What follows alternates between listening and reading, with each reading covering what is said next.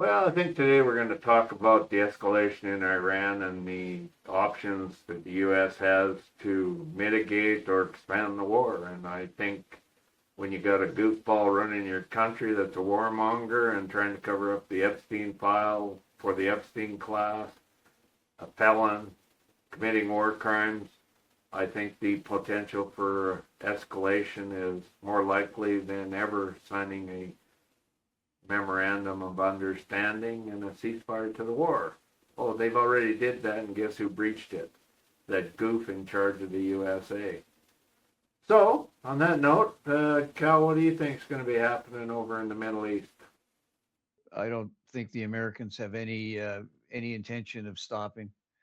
And if you look at the Iranians, why would they trust the Americans in the first place? Yeah, you can't trust a lying piece of shit that breaks every contract and deal through the history of his entire business career.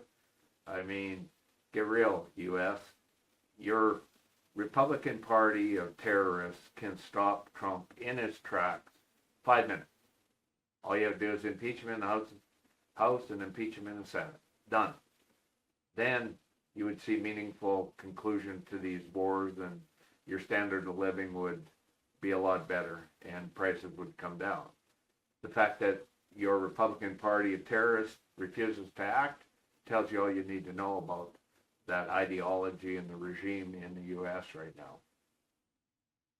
So, Cal, do you think that this bombing of the cargo ship in the Caspian Sea by Ukraine was an Iranian ship? Do you think that could escalate matters between Russia, Iran, and Ukraine? And possibly the U.S., because we got to face the fact that the U.S. is working hand in hand with Putin and has for over a decade now through Trump. Do you think that could add some conflict to the situation? I think anytime you attack somebody else's property, you're inviting a counterstrike. Well, Iran's been supplying drones that are attacking and killing civilian targets in Ukraine. So I think that's a legitimate target myself, and I think there'll be more of it happening in the Caspian Sea, unfortunately, because Iran said they will retaliate against Ukraine. Give me a break. You're already participating on the side of Russia and attacking Ukraine. So I don't really see that being any different than an ongoing struggle that's already been happening, other than Ukraine has now got the reach to take the war to the enemy. Another issue is how many of these bases are being attacked in the Middle East by Iran and the devastation. I think the U.S. government is covering up the actual death tolls, injuries, and loss of equipment in the Middle East.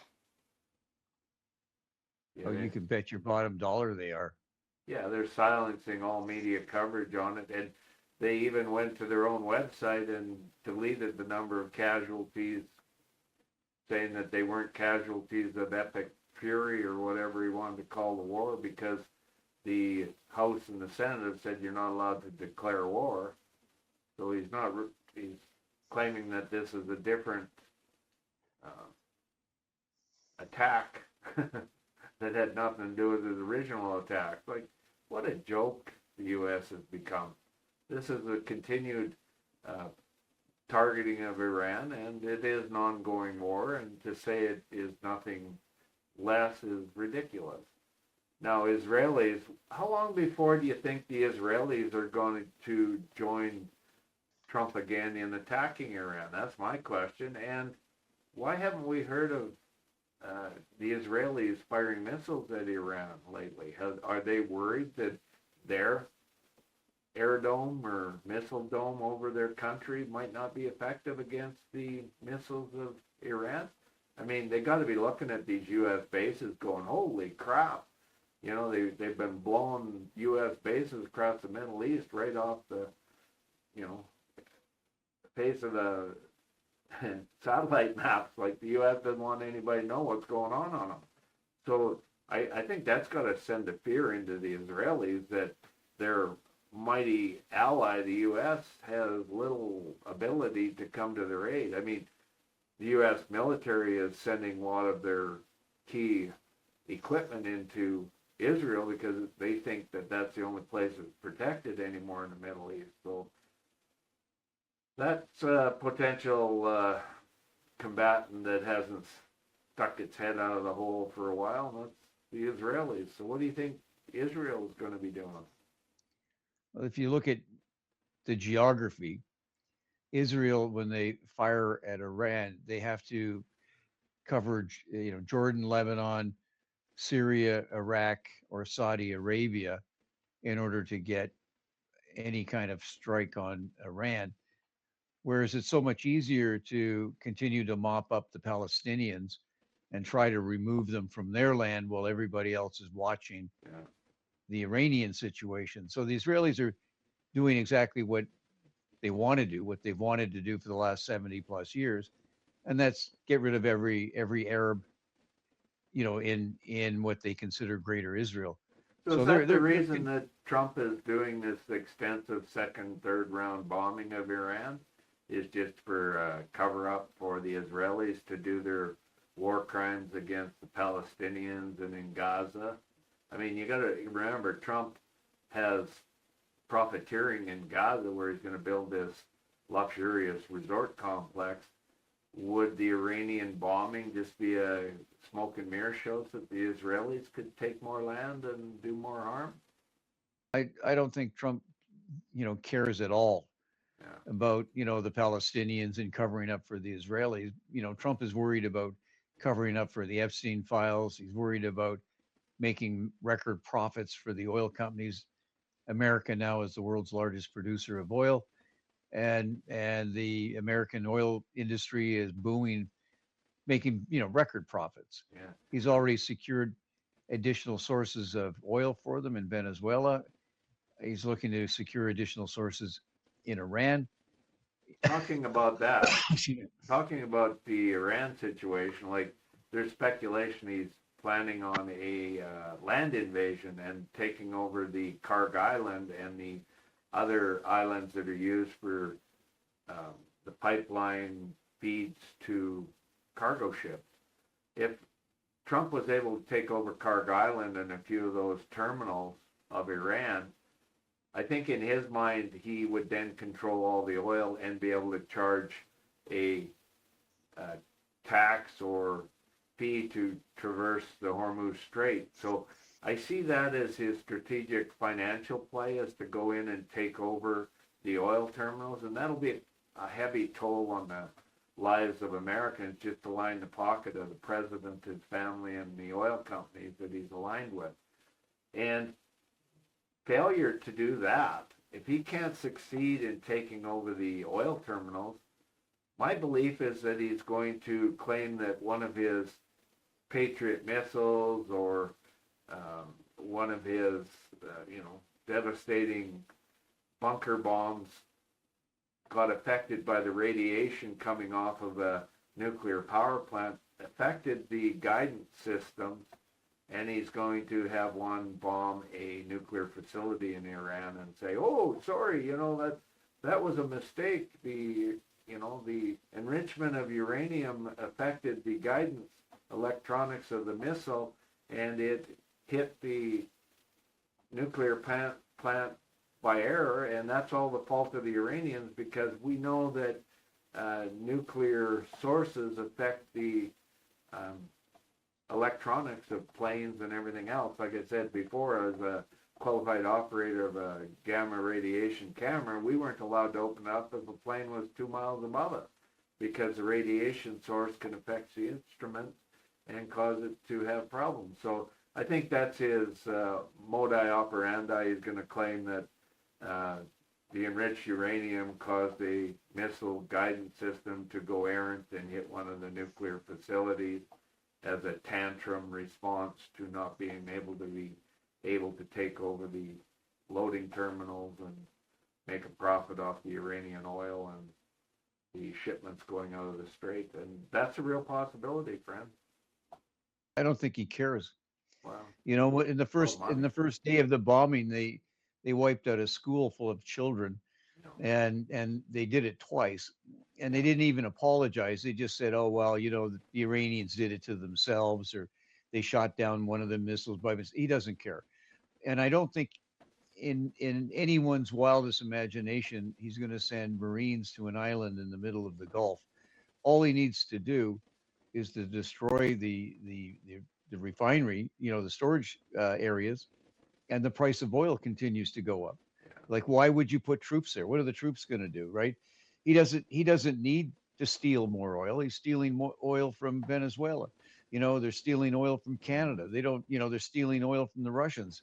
They got He lots of wants oil. to make money off of every ship going throughout the Strait of Hormuz, and he said that. So I think Putin has a lot to say in what Trump is doing in Iran, and Iran's got to be careful. They got to remember that, Putin and Trump are, bum buddies, and they work together in tandem. Look what they did in Ukraine and tried to divvy up Ukraine. Iran's sitting in between Putin and Trump, wanting to have huge oil resources, and if Iran's government and positions weakens a little, Russia could be their biggest enemy, because they may want to come in and cut a deal with Trump and divvy up all the oil in the region and break the country up into smaller regional republics, and that could be a problem. And I wouldn't trust Putin and I wouldn't trust Trump, and if I was in Iran's boots, I'd be a little worried, especially that Ukraine was able to bomb one of their transport ships carrying goods to Russia or from Russia to Iran. So not all what it seems to be in Iran, and I think the Iranian government should be very cautious on how they proceed, because if Trump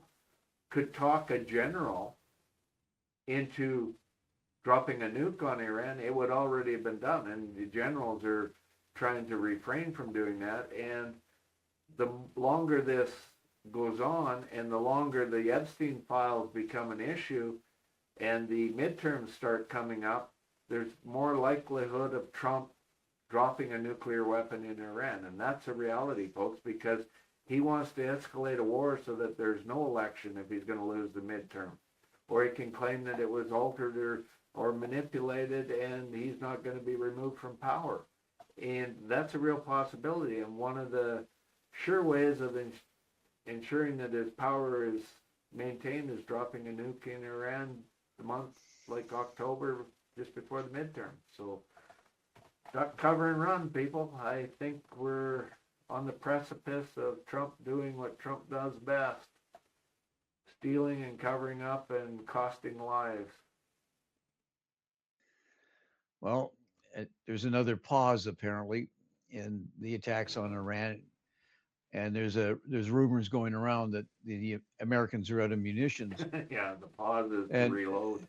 yeah, and that's what they did last time. They paused for 6 months to reload, Yeah. and the Iranians, of course, for whatever reason, after the first sneak attack and assassination of their leaders, for some reason believed that they could rely on the word of the U.S. Well, you can't. And the thing is, they struck them a second time 6 months later, killed off the negotiators and the leadership again. I You know don't what think kind you're going to see Iran stop their continued pressure on U.S. military bases and U.S. military allies. I think they'd be silly to stop firing. I mean, slow and steady always won the race, and I think that's their strategy: slow and steady erosion of the U.S. influence in the Middle East. It's a mess. Yeah, well, I'm just sort of anxious to see if it's going to be the Israelis shoot a nuclear weapon at Iran, or is it Trump going to be able to shoot one at Iran? Because I see that as the outcome of the ineffectiveness of the bombing and the fear of land invasion. I don't think the U.S. can land invade and control and hold anything without tens of thousands of lives being cost by military, and that would kill the midterm elections for him. So he wants to avoid that, and that leaves the only option is nuclear weapons being delivered. Now it's a question of whether Israel delivering them or the U.S. delivering them. And the U.S. and Israel are tied to the hip in their military, and influence. So I think it's going to be Israel on behalf of Trump sending a nuclear weapon over to Iran, and that will stop the midterms from happening and elections in the U.S. So I hope my predictions are wrong, and I'm sure everybody in the world hopes I'm wrong on my predictions, but when you have a lunatic, a sexual predator, felon, and a regime of Republican terrorist party running the U.S. and not acting and using their power to remove the figurehead, you know that the systemic problem is rooted in tens of thousands of people running the Republican Party, and that's scary thought, folks. Not just one person, and there'd be 10 to replace them. So, removing Trump from presidency will not help you at all. There'll be 10 people, even worse than him, line up to replace him because they've seen what is capable and how to do it. So, scary thought, folks. What's interesting is that the U.S. in the first stage of their war on Iran, the Israelis and the Americans claimed that they had knocked out the Iranian ability to make war. They had knocked out the manufacturing facilities for missiles and drones. Then they came back 6 months later and did it again and said that they had done it again. They had won the war and knocked out all their facilities. And now, a long time after all of that, the Ukrainians have attacked a Iranian cargo ship in the Caspian Sea, claiming that it's transporting drones to Russia. And the question that I would have is, where would the Iranians get spare drones to send to Russia? They got a good manufacturing system in one of their granite mountains that are untouchable by the Big Daddy bunker bombers. So I think Iranians, they were well aware of what their problem was a long time ago, and they started underground manufacturing systems that are untouchable by any of their enemies. And that's the outcome of what Trump did 10 years ago when he tore up the contract for peace terms with Iran that the world had and Obama set up. And the punishment for that is happening now. So how would the Ukrainians know what was on the cargo ship? Oh, they probably have satellites that seen them loading it. You got to load it. You don't have a canopy over it, or they had their drones flying over ports in the Caspian Sea, seeing what's being loaded. So yeah, it's pretty easy to monitor with their satellite systems, but these cameras on satellites are pretty effective, and they probably have spy networks because they know that Iran has been supplying Russia with drones for many, many years now, because they've been flying over Ukraine and hitting civilian targets. So targeting Iran, yeah, I think Ukraine has the right to target anybody aiding and abetting the enemy of killing civilians and civilian targets. So, okay, so if we view that as a rule of thumb in the conduct of war, who do the Russians have the right to attack? well, they don't have the right to attack the U.S. because they're working with the U.S. Trump is their agent, and they've got dirt on them. And so, but yeah, it's a verge of escalation. The only thing that deters Russia from going after those aiding Ukraine is the fact that many of the countries that are aiding Ukraine have very capable and competent military that can rival that of the USSR, and many of them can rival the USA military capabilities. So it's a détente in that regard, but they will always pick on weaker targets. So Ukraine probably sees Iran as weak, or they probably wouldn't have attacked the cargo ship. Well, they probably would have, because they can't have these drones getting into Russian hands and killing their civilians. So it's always the weak that are targeted, and perceived weakness means that you don't have a nuclear weapon. So you're going to see a lot of countries, even there's talk that Canada is going to have to seek a nuclear weapon because that seems to be the only deterrent is that people have nuclear weapons. And if Israelis have a nuclear weapon, I believe they're going to use it against Iran because that seems to be the source of weapons supplied to their enemy. So the enemy of my enemy is my friend, and U.S. is attacking Iran, and Israel and U.S. are friends, and so yeah, that's how World War III starts, folks. Everybody starts picking a side, and I think we are in World War III. I think it's only an illusion that we're not, and the war is occurring on the economic front. It's called the softening of your wallet book, like take the money from the people and the people can't resist. So that's what's going on. It's World War III on the economic scale, and Trump knows that. That's why he's involved. Putin knows that. That's why he's not seeking peace. If they can break you financially, they win the war because resistance takes money, and then they get the terms they want. So not only is there physical war, but there's economic war, and that's why I say we're in the midst of World War III, because the economic war is hurting everybody's pocketbook around the world. And the front lines of engaged conflict have the potential of expanding if they see signs of weakness. So Russia, Iran, China would even look for signs of weakness to attack, historic enemies. So we have to be careful, and I think this economic war needs to be stopped. And with the Strait of Hormuz closed and the Red Sea closed and the Caspian Sea being in the conflict, I think you're seeing the potential for escalation going to happen.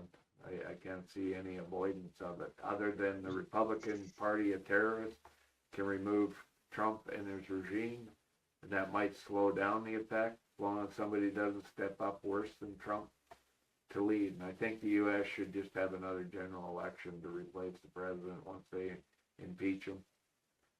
But that's another issue. So following your logic, now that the Ukraine has attacked Iran, Iran will be fully justified in directly attacking Ukraine. They've been attacking them directly through proxy anyway. It's their drones that are attacking civilians, and they know they're war crimes, and they're allowing the war crimes to continue. If Iran wanted a better public image around the world, they wouldn't be supplying Russia with the Shahed drones to go kill civilians in Ukraine. So it's on Iran. Iran's responsible for their actions. They're aiding and abetting war crimes by Russia, and in that regard, they deserve whatever they get. I mean, stop sending them there. Let's carry that thought on to Canada, providing munitions to the Americans to be supplied to the Israelis, and the Israelis are committing war crimes. So Canada is condoning or a party to those war crimes. If we follow your logic, so maybe we should clean up our own backyard before we start. I agree with you 100%. I mean, we're hypocrites, and we're aiding and abetting a war criminal. Like I said, we should build a wall, and no U.S. Republicans allowed in Canada, period, because they have got us aiding and abetting war crimes against Iran and against, U.S. has withheld weapons to Ukraine. So by siding with the U.S., we've aided and abetting in the murder of Ukrainian citizens. And that's what happens when you turn a blind eye to criminals and sexual offenders and rogue regimes. You get caught in the same bed with them. And we as Canadians have been caught in the same bed with these criminals in the U.S. And we need to stop that. And it's hypocritical of us to point a finger and not say, hey, we've aided and abetted war crimes by association with the U.S. We have, folks. And that needs to stop. That's bullshit. And we should put pressure on our federal government to quit that in a big way. And Carney, you're responsible for some of this. You got blood on your hands. So does Trudeau. So does Harper. It starts back with the Harper regime selling out our corporate interests and allowing corporations to come and buy up all our assets for next to nothing. So the blame, there's a lot of blame to go around, but ultimately it falls on our shoulders. We're the ones that voted in our government. We're the ones that are allowing it. And guess what? Someday there's accountability. Historians will look back on this and say, yes, Canadians were aiding and abetting the U.S. in their war crimes. That's blanket, yes, we were. And that has to stop, folks.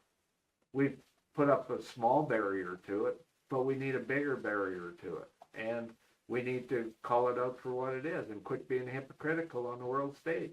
We lost our credibility under Harper when we went from a peacekeeping nation to engaging in war. We should have never engaged in war with the U.S. That lost us our credibility and standing around the world. And it's going to take a long time to regain that, and it's going to take meaningful action. Words alone aren't going to do it. We're going to have to make a stand, and as Canadians, I think we have the courage to stand against all criminal regimes, including the U.S. So, there you go, folks. Cal knows how to get me going. Well, we can't even change our linguistics. We call the Israeli terrorists that are stealing land that currently, was occupied recently by Palestinians. We call them settlers. And when a Palestinian tries to settle anywhere, that Israel considers their land, they're called terrorists. Yeah. So we can't even make our linguistics neutral in our news reporting. When we say that the news and the journalist standards have deteriorated, and that needs to be freedom of the press. The only way you're going to get freedom of the press is to regulate the hell out of them at government level, where they got to be neutral and actually not be part of the war machine.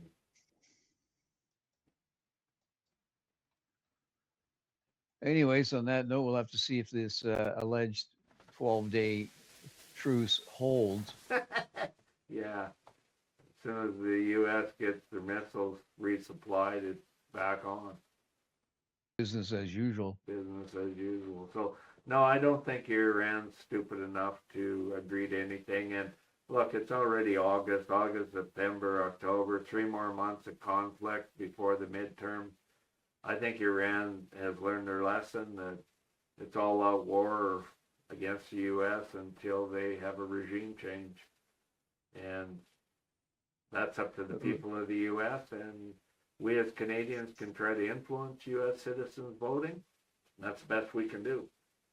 So we're trying to influence the talk on it for U.S. citizens, and Canadians, use your influence against. You better be careful, Corey. They're going to lump you together with the Russians and the Chinese. Yeah, well, we're already, can't say anything bad about the bad guys. That's against the law.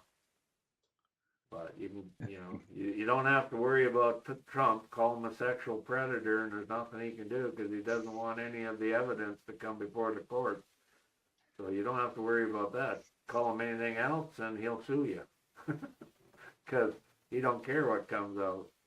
But Epstein files, folks. That's what this war is all about, and all this costing of lives is about the Epstein cover-up, and the prices of food and cost of living in the U.S. is going up because they were covering up the Epstein file. Had they released those, and they had no intention when they said, oh yeah, we're going to release the files, they had it all planned that they were never going to release it. They just made it like an exercise that they might release it, and they had no intent. So that's why Trump signed the order. There was no intent to ever release it, and you see that that's a fact after so many months, and it'll be years before they're released if you let the Republicans stay in control. On that note, you got anything else you want to say? No, not today. Share, like, comment, and thanks for monetizing us. We still haven't figured out what we get, but if you give us another 1,000 watch hours, we get full monetization, and I think that's what it takes to actually get a cup of coffee earned off this channel. So take care. Bye.